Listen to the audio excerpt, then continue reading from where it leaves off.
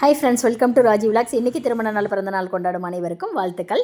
வாரத்தில் ஒரு நாள்னாவது சுரக்காயும் தட்டைப்பயிரும் குழம்பு வைக்கிறோம் அப்படிங்கிறது எங்கள் வீட்டில் எழுதப்படாத சட்டம். ஆமாங்க, உடம்புக்கு நல்லது அப்படின்னா சாப்பிட்டு தானே ஆகணும். இது என்ன ரசம் பச்சை கலரில் இருக்குன்னு சொல்லி பார்க்குறீங்களா?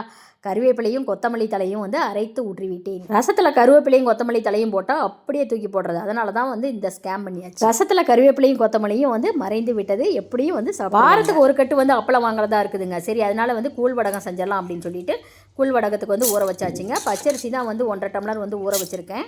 இதுக்கு நம்ம வெயிலில் காய வைக்கணும் அப்படின்றதில்ல, ஃபேன் காற்றுலேயே காய வச்சுக்கணும். 1 டீஸ்பூன் சீரகம், 2 பச்சை மிளகா, கொஞ்சோண்டு உப்பு போட்டு நல்லா அரைச்சி எடுத்துக்கணுங்க. பின் குறிப்பு, பச்சரிசி 5-6 மணி நேரம் ஊறணுங்க. அப்போ தான் மாவு தளதளன்ட்டு வரும்.